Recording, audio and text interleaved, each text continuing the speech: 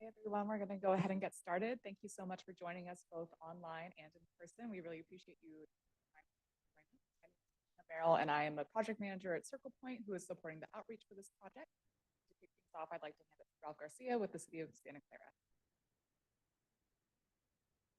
Thank you, Regina. So yes, my name is Ralph Garcia. I'm a senior civil engineer with the City of Santa Clara and project manager for this project.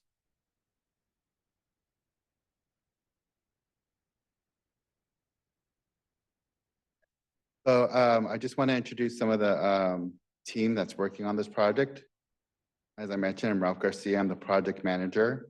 Tonight, we also have Steve Chan, transportation manager, Mike Liu, Assistant Public Works Director, and Nicole He, Associate Engineer, are also working on this project. And tonight, we also have some members of our project consulting team, Adam Dankberg and Zachary Esquivel from Kimley Horn, and you met Regina Merrill from Circle Point. Right now, I would like to hand it back off to Regina to go over some meeting logistics. Thanks, Ralph. And we'll hold the mic up here so everyone can hear us both online and in person. So thanks for letting us know it was a little hard to hear. All right, so the next few slides are for people joining us virtually in the room so they can also participate. If you're joining online this evening, feel free to rename yourself. So by clicking on your name, you can rename yourself with your first name and your last initial if you would like. And then we will have a Q&A portion at the end for both online and in person. So think of your questions. For those of you joining online, feel free to drop them into the Q&A at any time during the presentation. We will be answering them all online. All during the course of this meeting, we'll take questions from the live room first, and then we'll answer the questions that are received via online. If you're joining us virtually this evening, you're also welcome to come off mute and raise your hand to ask your question out loud if you prefer. So how you do that is you raise your hand using the raise hand function, and then we will unmute you to ask your question online. All right, and then with that, I'm going to hand it to Adam Dankberg to talk about the agenda and the rest of the presentation. Thank you. Good evening, everybody. My name is Adam Dankberg with Kimley Horn. We're the consultant hired by the city to work on this project. Thank you all for coming this evening. Tonight's presentation will talk about some of the background of the project, talk about some of the analysis work that we've done, go through the proposed alternatives for Scott, and then talk about next steps on this project, and then have plenty of time for question and answer at the end. So this project is funded by a federal earmark. The city a couple of years ago received almost $3 million in federal earmark funds, and that will cover the study that we're doing right now, the design of the project, as well as construction. The city had to put in a match, and the total amount is a little over $3 million to do all three phases. So as far as these projects go, it's not a lot of money considering we're looking at 3 quarters, but it is an opportunity to leverage these federal funds to do some good things in the community to provide improved bike access. The grant funds do come with a couple of sort of requirements, particularly on schedule. And that is that we have to complete the environmental clearance and the design of the project by September of next year. So as far as these things go, that's a pretty quick schedule. So we are moving rapidly on this project in order to make sure that we're meeting those deadlines to make sure that the funding remains allocated towards the city. And the project has to be completed for construction by September of 2030. So the federal earmark covers 3 corridors: Lick Mill, De La Cruz. We had a meeting on those 2 corridors last night here, and tonight's focus is on Scott Boulevard. So all 3 corridors are covered by that same federal grant. The project is intending to implement the recommendations that came out of the city's 2018 bike plan. The bike plan recommended bike improvements throughout the entire city. What's highlighted in the boxes on the screen here are the corridors that are part of this grant. So for De La Cruz, the bike plan recommends class 2 bike lanes. Those are striped bike lanes along the street, North Montague Park in the northern portion. In the southern portion, it would be class 4 separated bikeway. And basically what that is the bike lane with a physical separation between the bikes and the traffic lanes. So raised posts or bollards that separate the cyclists. For Lick Mill, the recommendation is a Class 4 separated bikeway for the full limits of that project. And then the focus here tonight is on Scott Boulevard, pretty much from the western city limit to pretty close to the southern city limit. So almost all the way down. The recommendation is for Class 2B, which is buffered bike lanes. So it's like a regular bike lane, but then it also has a striped area that's like kind of hatched out. There's these diagonal lines in that hatching area to separate the bike lanes from traffic. So there's no posts or big bollards, but there's the striping that separates the bike lane from the traffic lane. And that is the portion north of Monroe. And then the bike plan for the portion south of Monroe has a Class 2 bike lane, so a regular striped bike lane with a single stripe separating the traffic and the bicycles. So in terms of this overall process, we began the effort with data collection and developing the initial alternatives. We had a community meeting that was entirely online last month to just introduce the project and talk about the potential alternatives. Over the last month, we've been evaluating the alternatives with the analysis we'll present here tonight, and then have the community meetings last night and tonight to present that information.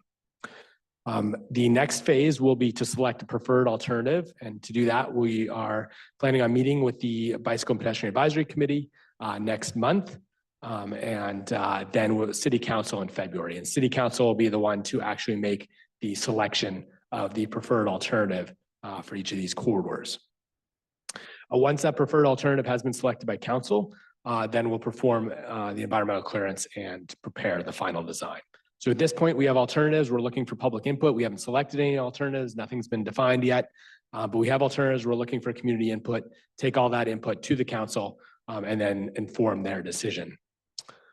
So this project started a handful of months ago, back in June. We've had 3 meetings with the Bicycle and Pedestrian Advisory Committee to present the alternatives and gather their input, as well as performing the data collection. Recently, we've been evaluating the alternatives, and we are here at Community Outreach Round number 2. And then next year, we'll be going to BPAC for the 4th time, and then City Council after that to select the preferred alternative. So in terms of how, as I mentioned, the project is to add the bike lanes on Scott, as well as Dela Cruz and Lick Mill. And so in order to do that, we need to create the space to add the bike lanes. And so this project is not proposing to change sidewalk at all, or take any property, or impact any buildings or houses or anything like that. All the work that will be done for this project is within the roadway curb to curb width.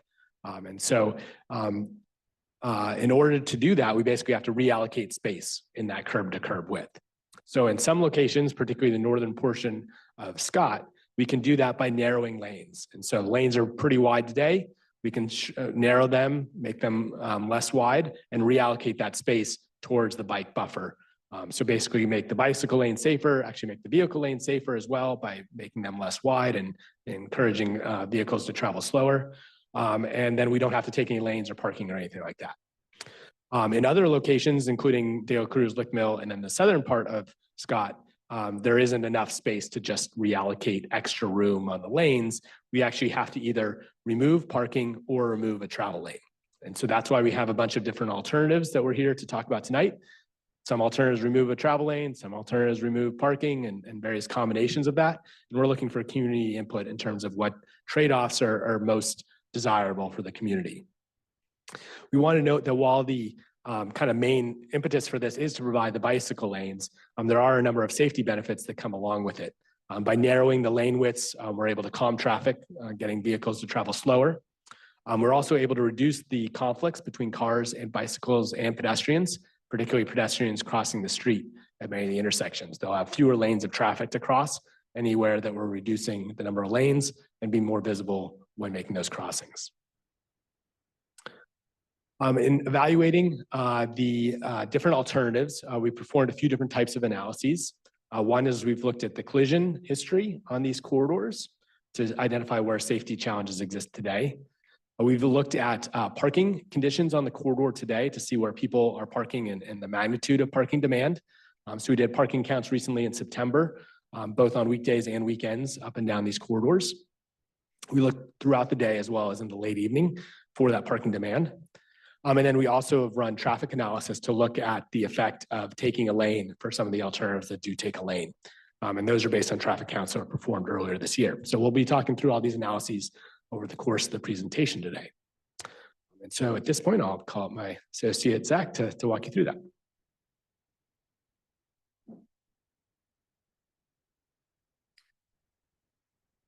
Hi, everybody. I'm Zach with Kimley Horn, and we're going to walk through some of the analysis pieces as well as the proposed alternatives for Scott Boulevard. So we're going to start with the collision analysis that we did. And so we looked at collision data from 2018 to 2023, and we have that mapped here on the left side in these two graphics. And Scott Boulevard has one portion of the road in our study area that runs east to west. And so we kind of rotated that here in that first graphic to make sure that it fit and we could see both of these together. So in that first image on the left, north is to the right. And then that second image is kind of what you would expect with north facing upwards. And so what we're seeing here on this graphic is each of these collisions mapped. And the larger the circle represents where there are a higher number of collisions near some of these intersections. And so we can see at Sam Thomas Expressway and Monroe Street, there's a higher number of collisions. The collisions are also color coded. So the yellow collisions and the yellow parts of the circle represent auto-only collisions. The green represent collisions that involve a bicycle, and the blue represent collisions that involve pedestrians. And so overall, what we saw over this 6-year period was that on Scott Boulevard, there were 231 total collisions, 7 of which involved a bike, and 7 of which involved pedestrians. And so something interesting to note here is that of those 14 total collisions that involved either a bike or a pedestrian, 13 of which resulted in some kind of injury. So we have those collisions organized by the level of severity of injury for those collisions, whether it was something that resulted in a fatality, a severe injury, all the way down to something that only resulted in property damage. So 13 of those 14 bike or ped collisions resulted in some sort of injury. We can now talk about some of the proposed alternatives. So for Scott Boulevard, we actually broke down the corridor into 6 different segments. And so it's broken down based on the goal for the 2018 bike plan, the existing travel lane configuration, whether there's on-street parking or not, or the land use associated with that portion of Scott. So looking specifically at the first segment of Scott, which is going to be from the city limit to the west down to Central Expressway, the goal here for the 2018 bike plan is to provide Class 2B buffered bike lanes. And to be able to do that, the need that we see is going to be to narrow the existing lane widths. So we have 2 graphics here, the first of which is going to be the existing conditions today on that first segment of Scott. So that's going to be 4 travel lanes, 2 in either direction, 2 going northbound, 2 going southbound. And there's actually existing bike facilities out there today. But the proposed concept here for this first segment of Scott is going to be to narrow those existing lane widths and then providing a median, well, I guess also widening the bike lanes and then also providing a median buffer for those bike facilities. And something that I want to note here, we're going to go through quite a few of these slides. They're going to talk about the various concepts that are proposed for each one of these segments on Scott. And you're not going to be responsible for having to remember each one of these tonight. One of the main vehicles that we're taking in public input is through our online survey, something that we're going to talk a little bit more at the end. And so as you're going through the online survey, you're going to be able to look at each one of these concepts at your own time and speed. So you can kind of see, where along the corridor you think any one of these concepts is going to be best put to use. But that is the first segment of Scott. We can now look at the second segment, which is going to be from Central Expressway to Martin Ave. The goal here per the 2018 bike plan is also to provide those Class 2B buffered bike lanes. And again, here we expect that we can narrow the existing lane widths to make room for those bike facilities. So pretty similar to what we saw on that previous slide. Here there's 5 travel lanes though, 3 of which are heading northbound. And there's also a center turn lane instead of that center median. And there's also existing bike facilities on this portion of Scott today as well. But what we see is that we can narrow those existing lane widths from that existing condition and provide a buffered median for those bike lanes in the proposed condition. So that's going to be the proposed concept A for segment 2 of Scott Boulevard. Moving on down, we're going to go to Scott segment 3 between Martin Ave and Monroe Street. And if you're familiar with this portion of Scott, that is the bridge that goes over the existing railroad track. So the goal here is to also provide those class 2B buffered bike lanes.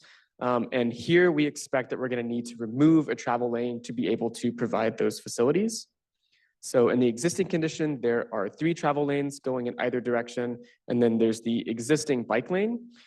So in the proposed concept here for the 3rd segment of Scott Boulevard, we expect to remove a travel lane in either direction and then be able to widen the bike facilities wider than what they are today, and then provide a pretty good buffer between the bikers and the vehicular traffic. Also included in this is a small buffer between the vehicles and then that center concrete barrier that's separating the northbound and southbound travel lanes. Going down to Scott segment 4, this is going to be from Monroe Street down to Harrison Street. The goal here is to provide class 2 bike lanes at a minimum. And here we expect to need to remove travel lanes or on-street parking on one side of the street to make room for new bike facilities. So this segment of Scott is going to have quite a few options. That's because we have on-street parking in the existing condition, as well as 2 travel lanes in either direction. So there's a lot of options to be able to make room for bike facilities that don't currently exist today. So for the first concept, there is the option to remove parking on the northbound side of the street. By removing that northbound parking, we can create bike facilities on either side, but these bike facilities are not going to have any painted median buffer. In this condition, the parking is maintained on the southbound side of the street and the travel lanes are kept the same, still 2 in either direction. Concept B is removing a travel lane in both directions. So now there's going to be 1 travel lane going northbound, 1 travel lane going southbound. In this condition though, parking is maintained on both the northbound and southbound side of the street. And since we're taking away those 2 travel lanes, we can not only provide bike facilities, but also bike facilities with that painted median buffer. So 2 more here for Scott segment 4. Concept C is removing a combination of both on-street parking and a travel lane. So there's an option to remove the northbound parking and one of the southbound travel lanes. And so by removing those 2 lanes, again, we have enough room to create space for the bike facilities, as well as that painted median buffer. And then lastly, concept D is just to remove a single southbound travel lane. And by removing just that single lane, we can keep parking on both sides of the street. We can provide the bike lanes, but there's not going to be any room for the center median buffer. And again, I want to reiterate, that's a lot of options for this specific segment. As you're taking the online survey, you can look at these each one at a time and kind of decide what you think would be best for this area of Scott. Moving down to Scott segment 5, that's going to be from Harrison Street down to Homestead Road. The goal here for the bike plan is to provide class 2 bike lanes. And the need here is also going to be to remove a travel lane or on-street parking on one side of the street to make room for those bike lanes. So very similar in the existing condition, we have the 2 travel lanes going northbound and southbound, and we have on-street parking on both sides of the street. That's why, again, we have quite a few concepts here because there's a lot of options that we can do to make room for bike lanes that don't currently exist today. So for concept A, there is an option to remove parking this time on the southbound side of the street. And in this instance, we keep both the travel lanes and parking on the northbound side. There's enough room for bike lanes, but not for a median buffer between the bikes and the vehicular traffic. Concept B removes a travel lane in both directions and maintains parking on both sides of the street. In this instance, we can have the bike lanes as well as that painted median buffer, both between the vehicular traffic as well as the parked cars as well. Finally, concept C removes just a single southbound travel lane and keeps parking on both sides of the street. In this instance, there's enough room for the bike lanes, but not enough for a painted median buffer. Finally, the last segment of Scott is between Homestead Road and Saratoga Ave. And so here, the plan also, the goal is to provide class 2 bike lanes, and the need is going to be to remove either a travel lane or on-street parking on one side of the street. So we have two options here. In the existing, we do have still 4 travel lanes, 2 going either direction on street parking. For concept A, we can remove parking on that southbound side, and that provides room to have bike lanes on either side of the street, but with no painted median buffer. For concept B, we can remove a travel lane in either direction, and that provides room for the bike lane, the painted median buffer, and then also now a center turn lane as well. And that maintains parking on both sides of the street with the removal of travel lanes. So those are the different concepts that are proposed, and we're kind of looking at that at a cross-section level. We can now kind of look at that on a corridor level and say, well, what's changing? So we're looking specifically at the portion of Scott that's south of Monroe Street. Since the first 3 segments have that single alternative, we're not going to focus on those right now, and we're going to look at the ones that have quite a few different options. So what we see here in this first graphic that says existing above it, there's all these little teal lines, and those represent where on-street parking is allowed today. And any of those red lines signify where on-street parking is not allowed. The dark blue arrows show where travel lanes are. So we see 2 northbound, 2 southbound going in both directions. And then in some areas, we have those yellow centered turn lanes. So if we move one image to the right, there is the option to change the corridor here by removing a single travel lane. If we're removing a single travel lane, we see that all of those teal lines remain the same. We're not changing any parking here. The parking is going to remain exactly as it is today. But we see that some of those dark blue arrows on the left side turned light blue, and that's showing where that travel lane removal is happening on that southbound side. And then by doing this, we now have green arrows signifying where there are going to be bike lanes proposed. Moving one more image over, the furthest right, we see that the parking, this is going to be the image where we're talking about removing a lane in either direction. So again, those teal lines are going to remain the same. Parking on street is going to be the same. But now the dark blue arrows on the right side are also showing one of which as light blue. So that's going to be now removing a travel lane in either direction. So here we see that the green bike lane arrows have turned a darker shade. So that's signifying that where we're removing 2 travel lanes instead of 1, we now have space for the class 2B bike lane, which is going to have that median buffer. So 2 more things that we can change on the corridor. We have the existing on the left again. Now, if we remove parking on one side, we see that those dark blue arrows are staying exactly as they are in the existing condition. So we're not changing any of the travel lanes. There's still going to be 4, 2 in each direction. And then now some of those teal segments we see are dashed red. And so that signifies where the parking is being proposed to be removed along Scott Boulevard. And then finally, we can have a combination of both removing a single travel lane and then also a single parking lane on one side of the street. So in this instance, this is only proposed for a certain portion of Scott. So we can see in that final image, half of the corridor is grayed because it's not proposed for that area.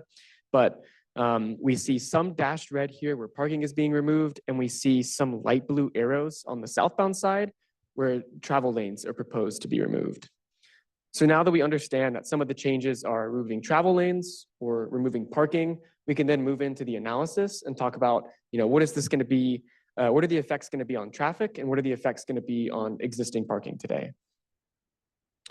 So we can start with traffic. And so we tried to take a conservative approach to this. And so the conservative alternatives that we see are removing 2 lanes of traffic on Scott, 1 in either direction. So that's what we decided to look at with our traffic analysis. And so in our analysis, we looked at 21 different intersections on Scott Boulevard between Central Expressway down to Saratoga Ave. This is the area that we're seeing the proposal to remove traffic lanes. So that's in that image on the right. And then you can see that it's a combination of both the signalized intersections as well as those more minor stop-controlled side street intersections. And what we're seeing in the existing condition today is that all but 3 of the intersections operate within the city's standard for level of service.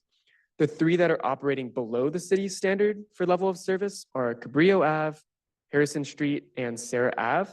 And these 3 streets are some of those minor stop-controlled intersections, not any of the major signalized intersections. And so one thing that we want to note here as a positive with the potential for lane removal is that some of the unsignalized intersections that do not currently have a two-way left turn lane, if we do have that travel lane removal in both directions, there's going to be the proposal to add that two-way left turn lane. So for some of those side streets where you need to take a left and turn across 2 lanes of traffic and then find your way into 2 other lanes of traffic, having that two-way left turn lane actually really helps those side street intersections because it gives you a space to turn into and then accelerate into traffic. So that's something that's positive that we saw with some of the traffic lane removal and the addition of that turn lane in the center of the street. But what we saw with the traffic analysis overall was that we can expect an increase of somewhere between 0 and 9 seconds of delay per intersection along the corridor with the removal of those 2 traffic lanes. So that's kind of the expectation that we're seeing with the traffic analysis. So now that we have seen traffic, we can then talk about what parking looks like along Scott Boulevard.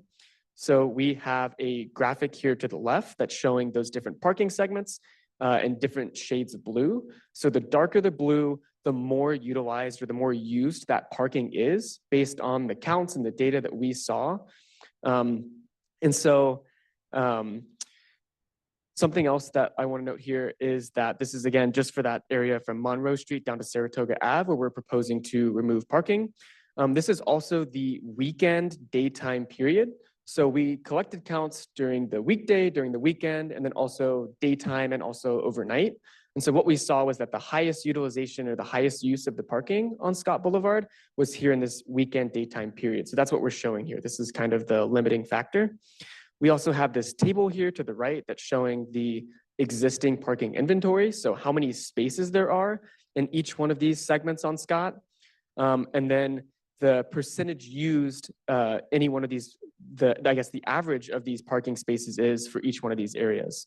So for Scott segment 4 from Monroe Street down to Harrison Street, we see that the overall number of spaces, 67% of those are being used on a weekend day during the daytime period. And so we have that percentage utilization for the weekend daytime and then also the weekend nighttime here in this table. So this is what it looks like today before we remove any parking. And so with the option to remove parking, things look a little bit different. So here on this graphic to the right, we have a similar scheme where we have the darker blue areas representing where there is more parking today. And then we see that some of those blue segments again have turned that dashed red. And so that is where parking is proposed to be removed. And so something that we note here is that those side streets are looking a little bit darker blue than they did in that previous graphic. Our thought process with approaching this removal of parking is that anybody who is being affected by this is going to need to find the nearest side street to relocate to. And so we kind of have those numbers here in the table to the left. So we have those parking utilization numbers again. And then for Scott segment 4, we're seeing that with the removal of that on-street parking on one side of the street, 14 cars are going to be affected and needing to relocate to the nearest side street available. Scott segment 5 is going to have 13 cars that need to relocate to the nearest side street available. And then Scott segment 6 is going to have 21 cars that need to relocate to the nearest side street available. Overall, that's 48 cars along Scott Boulevard who are parking in the areas that we expect are going to be removed with the proposal of those alternatives. And then 6 cars we expect are going to need to relocate without a nearby side street that's available. So we tried to limit where people were moving to these side streets to somewhere within 500 feet of where they were currently parking today. So we see an estimated 6 or so cars that are going to be greater than 500 feet away from the nearest side street that's not fully parked. And we can see some of those areas that are at capacity or fully parked through with those blue bubbles on the right side. So those are pointing to the darkest blue areas that we see are 91% to 100% utilized. So any one of those side streets that we just expect to be fully parked. And that is the parking analysis, what we expect to see with the removal of parking. And so now we can talk about next steps. So from the technical side, we're going to be taking in public input and then providing that an update on the project with public input to the Bicycle Pedestrian Advisory Committee in January of next year. And then afterwards, we're going to be moving to City Council to select a preferred alternative in February of next year. And now Regina's going to come up and talk about outreach. Thank you, Zach. All right. So this is our final community meeting for this round, but we do have the survey online that will be available until Sunday, December 22nd at midnight. We've conducted a variety of outreach activities, including pop-up events, the first webinar kickoff, and the meeting last night for Lick Mill and De La Cruz. So this is the QR code for the Scott Boulevard survey. We have this available on project information sheets as well as the presentation boards in the back. All of this information is available on our website. And I do want to note that this presentation is being recorded and the presentation slides will also be available online should you want to reference them later. So we'll have all of that information on the website as well. There's additional ways to stay involved. So there's, as mentioned, the project website. And you can also send an email to the project team with any questions or comments, and we'll record your feedback and provide follow-up to any questions, additional questions you may have. We also have a project voicemail line, and if you would prefer to call in and leave a message, and we can also respond back to you that way as well. So for now, we're going to transition to our Q&A portion for the evening. So for folks in the room, if you want to come up to the podium to ask your question out loud for the project team, we'll start with questions from the room live first, and then we'll transfer to questions for people online joining virtually. If you have questions online, please put them in the Q&A or raise your hand, and then we'll address them after we've answered questions or comments in the room. So a little bit reminder for people online, if you alternatively would like to raise your hand, that way we'll know to unmute you and you can ask your question out loud as well. So for now, we'll leave this up so we can reference the survey, and then feel free everyone to, if you have questions or comments, to step up to the podium.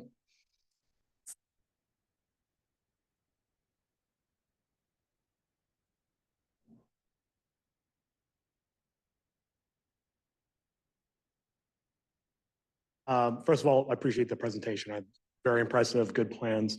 I did have one concern, which I feel like there's some missed opportunities in some aspects of the proposed designs. I noticed that the parking was always still adjacent to the sidewalk. And I feel like the big issue with adding bike lanes or having bike lanes adjacent to traffic is that it's just a risk for the rider. It feels terrible, it's scary. And one thing I've seen online that it's actually a good way to kind of solve this problem is to actually put the bike lane between the parked cars and the sidewalk. So that way we don't lose any parking, the complaints therein. And that way now the bicycle lanes actually feel separated effectively from traffic. So I feel like it's kind of a win-win for everybody. Not really a question, I could pose that as a question if you want, but is that something that is a possibility or something you've considered?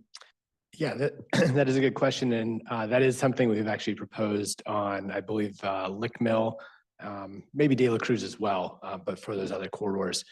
There's a couple of reasons why you don't see that in the alternatives tonight. One is the bike plan we're going off of as our base. And so that type of configuration where the bike is along the curb and the parking is between the cyclist and the vehicle lanes is a class 4 separated bikeway is the official designation. So the bike plan has Scott as a class 2 bikeway instead of a class 4. So sort of our guidance, our goal for this was the class 2. I wasn't involved personally in the bike plan, so I can't speak of the history on that. But I know from looking at these corridors, the reason why Lick Mill or De La Cruz make a little more sense is just the number of driveways on Scott. So having the parking out into the roadway caused challenges when there's a lot of driveways because we want to make sure that people pulling out of their driveway can see vehicles traveling. So you need these large setbacks. And so that does result in a lot of parking loss. And a lot of times when vehicles pull out of their driveways, they actually pull out just far enough so they can see, which usually ends up with them blocking the bike lane. And so generally class 4 is a great solution. It is something that we have as an option for De La Cruz and Lick Mill, but because of the quantity of driveways here and specifically residential driveways that are spaced just really close together, it just wasn't included as an option for Scott. To me, thank you. Thanks.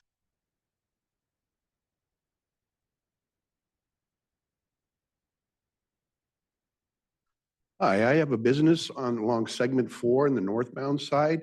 And I noticed you had 4 concepts, A, B, C, and D for that section. I was wondering, did you already have a survey or voting tally so far? What most people are saying priority wise, 1 to 4, which is most popular of those 4 concepts, or that is the survey hasn't been tallied yet? Exactly. Yeah, that's the And then- survey. The survey is open for about 2 more weeks. So we haven't taken a sneak peek at any results or anything yet, but we will certainly do that once the survey. Okay, so in other words, the survey's not closed, but you've already had votes already. You just have not disclosed how they're trending at all, or? Yeah, we haven't even looked at it ourselves. We kind of let the survey be, try and promote it as much as we can, encourage everybody to take it, but we'll look at the results once the survey. Okay, great. Thank you.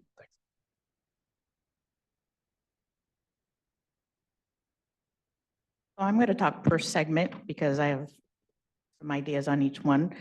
Your segment 1, so most of your segments going from commercial to mixed to residential back to commercial. So in segment 1, it's all commercial. And I think what reducing the lanes, again, we see a lot, I work over there, so I see a lot of semis coming through, very large going through, especially because now Santa Clara Square is there, everything that's feeding into there. So reducing is going to cause more of an issue and it's going to cause more accidents. I already see a number of accidents happening with people just trying to cut across really quickly. So that is really not a beneficial way for the residents that are currently living there and even the people who are going in to try and actually do some business. Farther up, you have schools, you have that, again, people are using now, Scott, as a way to circumvent parts of El Camino, parts of San Tomas. That really doesn't work well, especially on J Street, which is the curvature there. You have a lot of semis because it's straight commercial all the way back. So I would really suggest that you guys look at that again and look at the spacing because you do need that one wider lane for those semis and the extended semis. Going farther up past El Camino, I live on Harrison. My benefit is I live two blocks away from Harrison and Scott.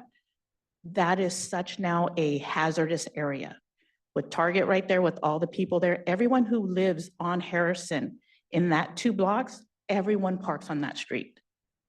Everyone, you go there any single day, you will see all the parking. One side of it is residential, the other side of it is commercial, from Harrison up to Saratoga. You cannot take that parking away from those people because again, this is also the older part of Santa Clara, which is predominantly seniors. They need to have their cars next to them. So if you're going to take parking away from them, you're forcing them to be shut-ins. That's really not what our residents want. The other question that I have is that a lot of this is in parallel to San Tomas Expressway, where we years ago have spent a large amount of money to build a bicycle lane that goes from El Camino all the way to Levi Stadium, that goes through underneath Bowers so people don't have to cross those heavy streets. Why are we not extending that to go from El Camino all the way to Saratoga on San Tomas? I don't see these new lanes actually combining in with what's already there. We need to use our infrastructure of what we have, expand that there, and make sure that not only the drivers, but also the cyclists actually are safe. And that everybody actually are following rules, because as I live on Harrison, I'm a block and a half away from the senior center. I see cyclists of all ages don't care. They just go through and they will rather yell at anyone than actually stop at a stop sign or stop for a pedestrian. We need to make sure that people are using this effectively, and we need to make sure that what we have now is expanded out, not just off on a side street. Because again, part of Scott is in parallel to San Tomas. Expanding that one down reduces all of this, and it reduces the amount of friction on our seniors.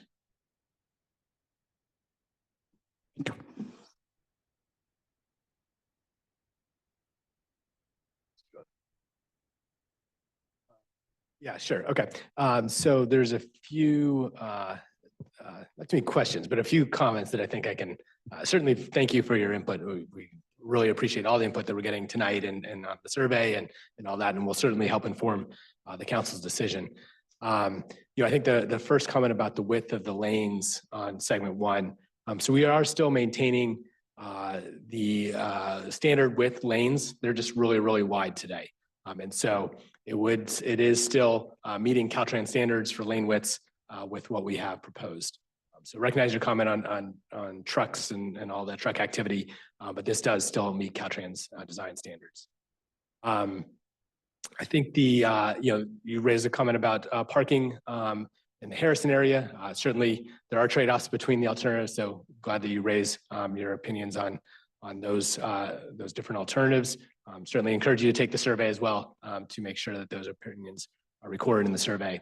And then finally, regarding I guess relationship of Scott to the Creek Trail, I think the plan with the bike plan was to make sure that there is access into and through all the communities that are along Scott, and certainly the trail is great for long distance cycling, but there are a number of neighborhoods along Scott that would benefit from a bicycle facility on Scott. And so I think that was the thinking behind the bike plan, is to make sure that there is connectivity to all the different neighborhoods.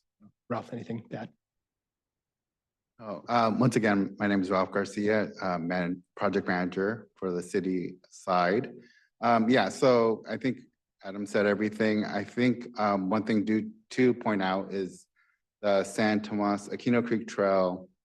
I believe it ends at Homestead Road, so I believe there are future plans to extend it further south. So once we have that and we have the full complete network, that's what we're looking to build as shown on this map.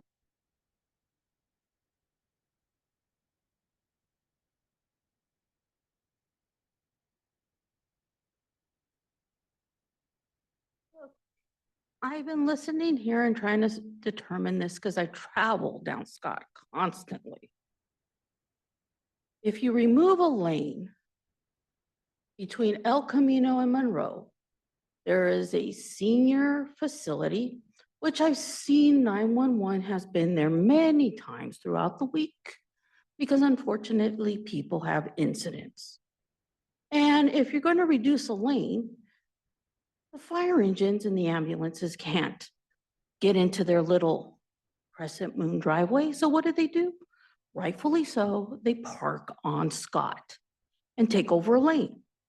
If you remove a lane, what happens then when people travel northbound on Scott? And then you go further up, what do we have? We have an elementary school, Scott Elementary School. What's across the way from Scott? Royal Drive. All of that is multi-family. I cannot walk from where my home is near Los Padres down Royal to Scott without tripping over cars. There's not enough parking already. People on Royal are parking on Los Padres. They're parking down all our streets, Warburton, Fat Joy, et cetera, et cetera, et cetera, et cetera, all the way down to El Camino. I see these people starting their walk at 6 in the morning to get to their car closer to Los Padres and El Camino. And now you're going to take away more parking from them? Where are these people going to park? Target lot? This needs a little bit more thought, because the reality is us that live there, and thank God I've been living in my location for 50 plus years, I've seen the growth of the city. Has the city started noticing what they're causing? You guys got your wish. You got Levi Stadium here. What's that doing? That nothing but problems. You're now talking about doing more bike lanes to try to get people. You already got people here. Now trying to move them is becoming a problem. Somebody really needs to stop and think about, how is this going to help us? Not just today, because I plan on being here till the day they put me in the ground. And I plan on using a lot of the activities and facilities that this city has grown based on it, which is why I've chosen to live here and buy here and continue. But you're starting to make it very hard to stay here. So this bike lane project, even though it may be based on the best of intentions, really needs more thought put into it, because we, the people, live along Scott. We travel along Scott, and you're making it harder for me to travel on Scott. I'm starting to avoid it. I don't know what's worse, Santa Tomas, Lafayette, or Scott. But I need one of the three in order to get home. Unless I move my home. I do appreciate those comments, and we do see the parking demand all over the city. So we do, that's why we have the survey. We want to hear everyone's thoughts. We have these community meetings to talk about these things. We're recording them in our project. When we report this to city council, we report everything that's been discussed. So your input is very valuable. I would suggest putting that in the survey to let us know what you think of the best option is. In the survey, there's an option for existing conditions, do nothing. And you're free to choose that as your preferred option. So, I would suggest using that survey.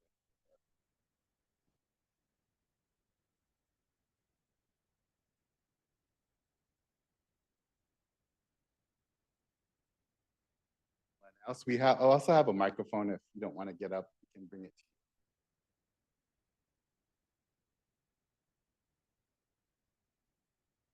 Good evening, Betsy Magus. I am a Bicycle and Pedestrian Advisory Committee member, speaking for myself tonight. I rode my bike on part of, I guess it's probably segment 2 or 3 or something on Scott just last night, and it is not an adequate place to ride a bicycle. If anybody here thinks that sharing that lane with the car traffic that overflows from the expressway is an appropriate thing to do, I invite them to come do it with me. I think you will change your mind very quickly. On the collision statistics, there are not very many people riding bicycles here today because it's a challenging place to ride a bicycle. I still see a lot of people on bikes. That tells me that there is demand. If there are people riding there when it's so bad right now, there is demand to ride bicycles. But where there are relatively few bicycles today, I think in the collision statistics, we need to pay attention to where the car only collisions are occurring too. That means that something is going wrong at those locations. For segments 1 and 2, in my observation, we need to do a better job of enforcing the existing parking restrictions, especially around Santa Clara Square. I seem to find too many illegally parked cars. In the kind of the entire north end of town, we need to improve sweeping.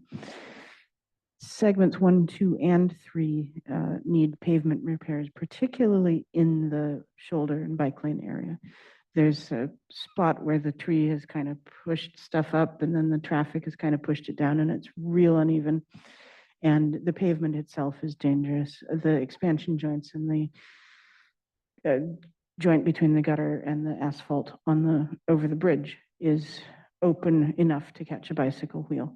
And that is not where I most want to go over sideways, which is what happens if I manage to get my bike wheel in that. This is one of those corridors that is in our bike plan, partly because it's an important corridor for the city of Santa Clara. It is also in our bike plan because it connects to 2 adjoining cities. So Arquez and Sunnyvale has a pretty decent painted, ordinary, just regular painted bike lane. Newhall doesn't yet, but it is in San Jose's bike plan. Oh, I did want to note that some personal vehicles even seem to overflow an 8-foot bike lane or an 8-foot parking lane, especially if they're not parked real straight or close to the curb, which is pretty frustrating when when the lanes, bike lanes that we have that we already have are being crowded. To a previous speaker's comments, if we are seeing people crossing streets in the middle of a block, I would encourage those who are designing these streets to look at ways to meet that demand safely rather than prevent that behavior. There was a question about the Santa Moss Aquino Trail that is going to be extended south to Moore Park. The county roads whose section of Santa Moss that is already looking at, I think they're applying for funding. We had that in the last month at the meeting. And then in general, a slower street with fewer, narrower lanes is safer for everyone, including drivers, including pedestrians, and including seniors. And I think that it is, it's not hard to conclude if you ride a bicycle on today's Scott Boulevard that this is not a safe and comfortable place to ride. Thank you. You will record those comments.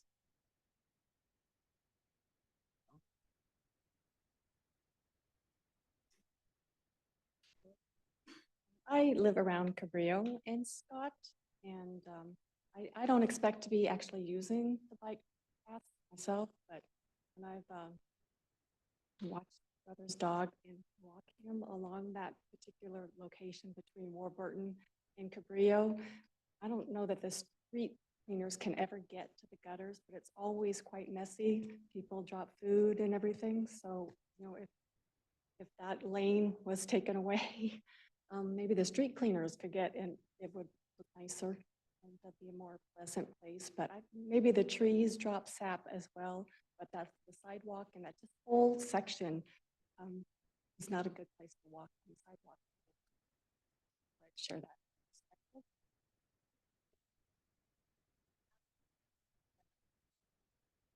Find a good balance. Thank you for your comments.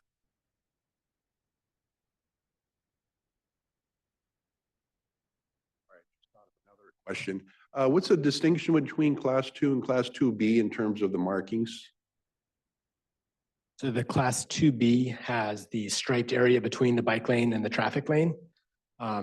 So there's a couple feet between the bike lane and the traffic lane where it's just striped out, like hatched, yeah, like Diagonal? striping, yeah, diagonal striping. Whereas a class 2 does not have those. Yeah, it's just a single stripe, that's it. Traffic lane, single stripe, bike lane. Oh, so in other words, class 2 is just this one single solid white line, whereas class 2B are double. So yeah, so we actually have a couple examples. So what's in the photo here is a class 2B. That's a So class there's, 2B. yeah, so there's that hatch area. You can see the bike symbol on the left side. And then there's that hatched out diagonal striped area and then the traffic lane. And then we have a regular class 2 somewhere here. Yeah, so then this is an example of a class 2. It's just vehicle lane, bike lane. Class 2 single solid line, class 2B double line with a hatch. Okay, Yep, great. yep, Great. Thank you very yep, much. no problem. To the Q&A slide here.